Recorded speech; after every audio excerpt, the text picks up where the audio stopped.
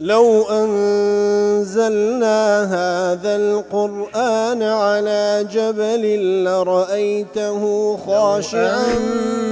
أنزلنا هذا القرآن على جبل لرأيته خاشعا أنزلنا هذا القرآن على جبل لرأيته خاشعا متصدعا من خشية وتلك الأمثال نضربها للناس لعلهم يتفكرون.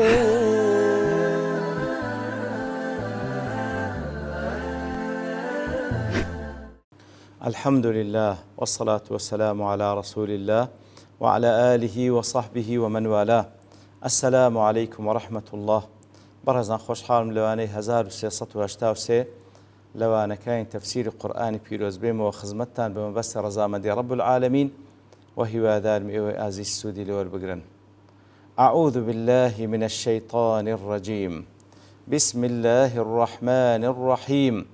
قل لعبادي الذين آمنوا يقيموا الصلاة وينفقوا مما رزقناهم سرا وعلانية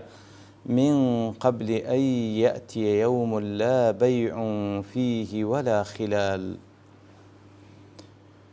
بەڵێ خۆشەویستان، وەکو مناسبەی ئەو ئاەتە لەگەڵ ئەوانە پێشووتر وەکو ئەبوو حەیان دەڵێ کاتێک لە ئاەتەکان پێشتر خوای گەورە باسی حاڵی کافرانی کرد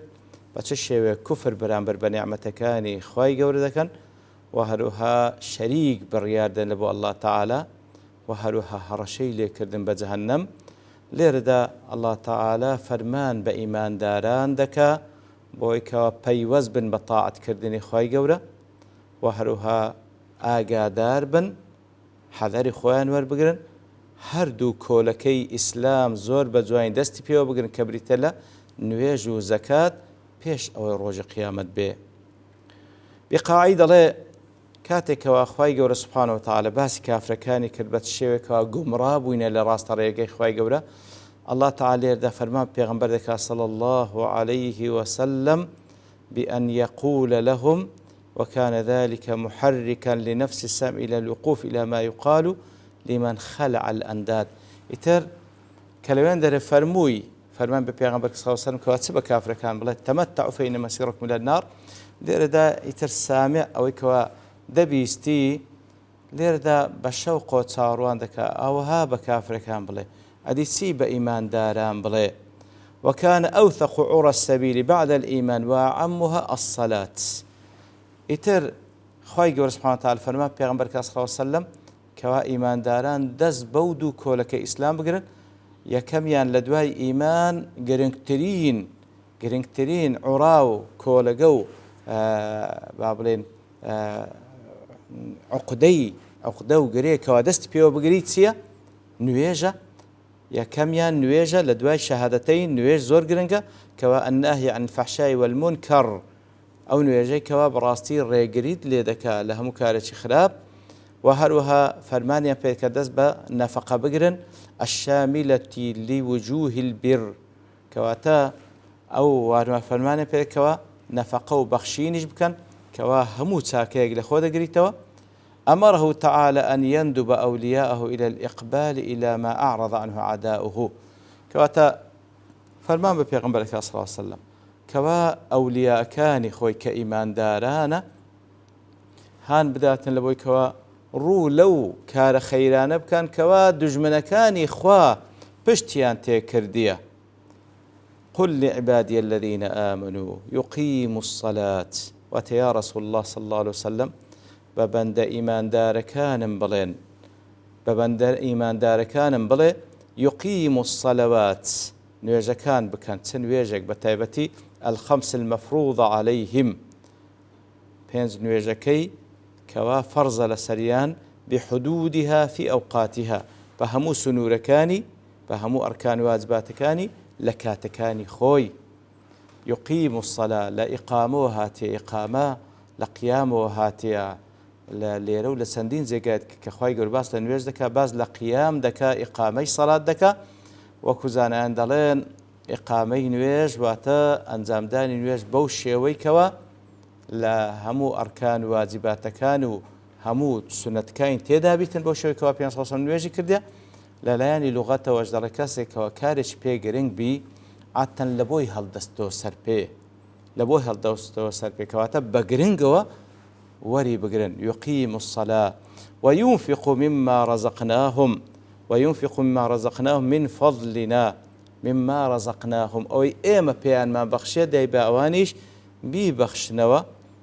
فليؤدوا ما أوجبت عليهم من الحقوق أو حقانێکەوە لەو ماڵێکە پێمان بەخشینە با ئەوانش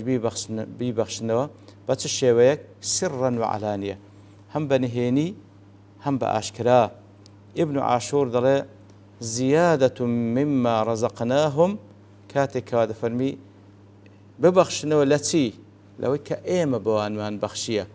لەبەر چییە ئەوەی کە فەرموویتی للتذكير بالنعمة تاوەکو بیرمان بیتەوە ئەخە ئەو ڕزقە الله تعالى پێمانی بەخشیە تحريضا على الإنفاق هاندانە لەوەی کەوا ببەخشی ليكون شكرا للنعمة كو کافرەکان کوفر بە نعمەت دەکەن ئیتر ئیماندارانش لەو منطەلەقێکەوە نعمەتێش خوا شکرانەی بکەن کەوا خوای گەورە پێیانی بەخشیە وممن اختار أن المراد بالنفقة النفقة الواجبة إتر ينفق مما رزقناهم زورك لزانا دفرمون نفقك ليرة نفقي واجبة وكو ابن جرير وابن أبي زمنين وأهل البيواني سلاف ابن عباس وقيل الآية تشمل النفقات الواجبة والمستحبة هندج دارنا آتكا نفقي واجب ومستحب دقريتوا لو أنا ابن كثير السعدي ابن عطية دلي سرا وعلاني والسر صدقة النفل سر بنهيني أو كاتي بنهين دبخشن كوا صدقك سنة ببخشن نقوك زكاة بي والعلانية المفروضة أو باشكراج دبخشن زكاة كيف يست باشكرا ببخشن وهذا هو مقتضى الأحاديث يتر دلي أوش لا لفهما لمفهوم حديث كان أو ورد جيري ابن عباس خوالي رازي بدا فرمي زكاة ليرة هم مال دقريتوا وكذلك فسر الصلاة بأنها الخمس نويجكش يقيم الصلاة بتايبتي بينس فرزكان أو هاي لك دايتوا بلام وكو ابن عطية دلي وهذا منه عندي تقريب للمخاطب كواتا دلي شادنية هر أواب بلام وكو نزيك يا خصنوية لبو مخاطبة قانا نويج زكاتك عام ترى والله أعلم كواتا هم نويجي فرزو هم نويجي سنة هم نفقي فرزو هم نفقي سنة با نويج بكانوا نفقة بدن من قبل أن يأتي يوم لا بيع فيه ولا خلال بيش أوي روجك به كأو روجة قيامته كوا الذي لا يقدرون فيه على ذلك لو رجينا توانا تازه هشتيق أنزام بدن ولا سبيل إلى استدراك ما فات ناش توانا بهش شويك أو يكال دستيان سوا بدستي بينو تعويز بكنو لا بمعاوضة بيع وشراء إتلو رجدا قران بابرين ناكري قورين ونية بكرين فروشتنية ولا هبة وهلوها هبة وبخشينش نيك لكسيشي خوشويست برادرك فكل امرئ له شأن يغنيه هر کەسێک لەو ڕۆژەدا خەمی خۆیتی ئاگای لە کەس نەما خلال لە خولەوە هاتێ کەواتە لەو ڕۆژەدا نە هیچ کەسێک گۆڕینەوە و کڕین و فرۆشتنی پێدەکرێت ئەگەر هەموو دنیاش هیچ پێ ناکرێت نا خۆشەویستی لەو ڕۆژەدا نا خولە و سەدیق و خۆشەویستان لە بۆ یەکتری هیچیان پێدەکرێتن کەواتە هەر کەسێک لو شأن يغني وكل آتي ترد فرمي هر كسيك كوا فعلا لحالك دا كوا خمي خويتي شوكاني دلي كاتك كوا خوي قرد فرمي قبل أن يأتي يوم لا بيع فيه ولا خلال لتأكيد مضمون الأمر بالإنفاق مما رزقهم الله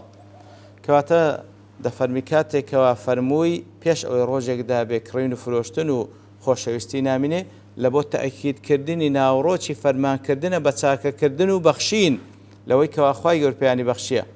ويمكن أن يكون فيها أيضا تأكيد لمضمون الأمر بإقامة الصلاة واحتمالش إلى قيبة أو شبي بفرمان كردن بنويجكش، وذلك لأن تركها كثيرا ما يكون بسبب الاشتغال بالبيع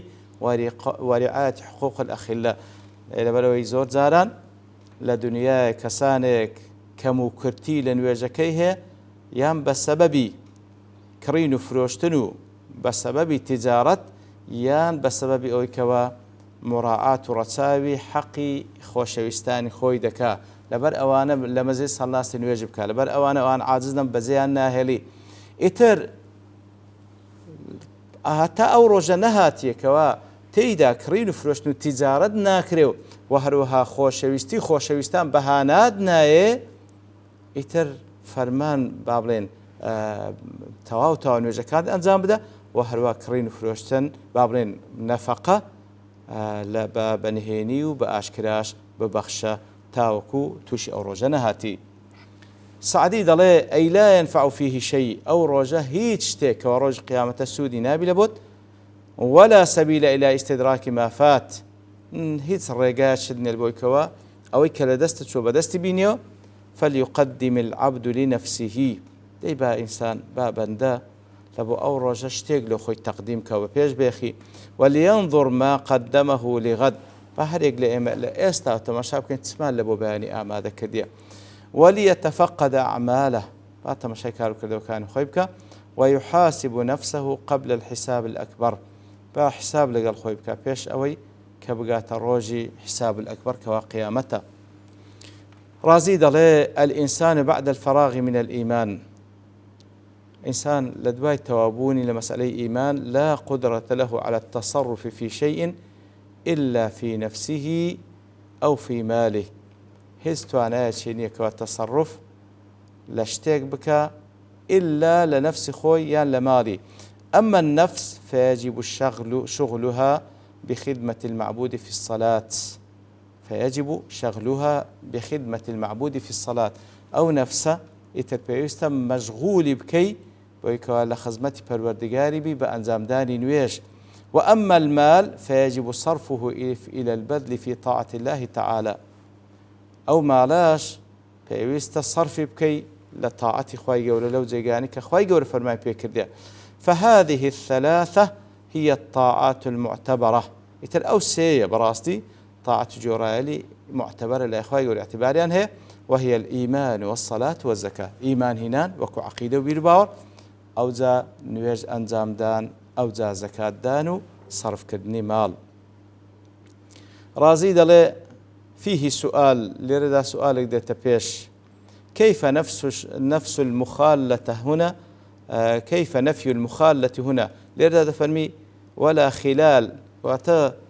خلو خوشويسته هز دوري نابي مع أنه تعالى أثبتها في قول الأخلاء يومئذ بعض من بعض عدو لسورة الزخرف دفرم خوشويستكان لروج قيامت دبنا دجمن يكتري مقر متقين نبن لمن درش أو خوشويسته هر دمينه دي لمن در إثبات كردية والله من لرد دفرمي خلا نامينه.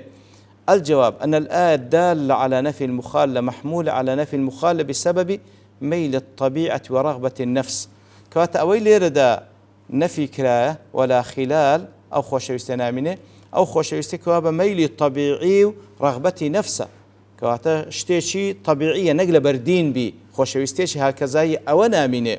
والآية الدالة على ثبوت المخالة محمول على حصول المخالة الحاصلة بسبب عبودية الله تعالى ومحبة الله. والله أويل يندر دفرمي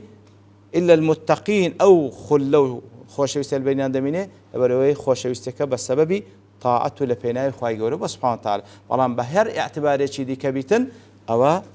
نامن لروج قيامة للدر المثوري السيوطي دلي قول قتاده هنا رحمة خايلبي درباره آت من قبل آتي يوم لا بيع فيه ولا خلال قال إن الله تعالى قد علم أن في الدنيا بيوعا وخلالا يتخللون بها في الدنيا. الله تعالى أقدار بويك على دنيا دا كرين فروشتنه خوش ويشتيه لنيوان خلشي لدنيا فلينظر رجل من يخالل وعلى ما يصاحب ديبها ما دام ما بدبا هريق لأيمة مشابكين صداقته مصاحبة چه دكين وچه ما خوش دوي فإن كان لله فليداوم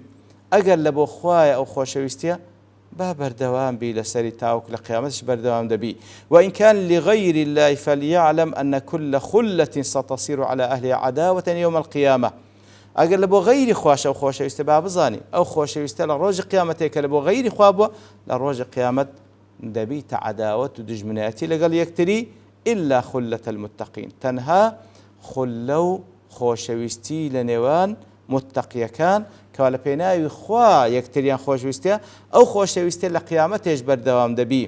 هەروەکو لە هەندێک ئاثاردا هاتیە ئەسڵەن بێجگە لە شەفاعەتی پێغەمبەر صلی الله علیه وسلم شەفاعەتی قورئانی پیرۆز تکای تکاکاران و شەفاعەتی رب العالمین ئیتر یەک لە شەفاعەتەکانش ئەوەی کەوا ئیمانداران کە لە دنیادا یەکتریان خۆشەویستە لە قیامەتێش تکا لە بۆ یەکتری دەکەن هەتا کە دەستنە بەهەشت عینی داوا دەکەن یا ڕەبی خوایە کەسانێک لەگەڵمان بوون لە دنیا لەسەر ئەو ڕێگا ڕاستەی ئەوان نابینینەوە ئەوان نابینەوە ئیتر خوای گەورە دەفەرمێ بڕۆن لەناو ئەگەر لە جەهەنەمن لەن بە سەبەب گوناهکانیشان دەریان بینن ئیتر بەڕاستی خولە و شەفاعەت و خۆشەویستی کە لە بۆ لەسەر ئەساسی تاعەتی خوای گەورە و لە پێناوی خوای گەورە بی هەم لە دنیا و هەم لە قیامەتیش بەردەوام دەبی وصلى الله وسلم على نبينا محمد وعلى آله وصحبه أجمعين وآخر دعوانا الحمد لله رب العالمين لو أنزلنا هذا القرآن على جبل لرأيته خاشعا أنزلنا هذا القرآن على جبل لرأيته خاشعا أنزلنا هذا القرآن على جبل لرأيته خاشعا متصدعا من خشية الله وتلك الأمثال نضربها للناس لعلهم يتفكرون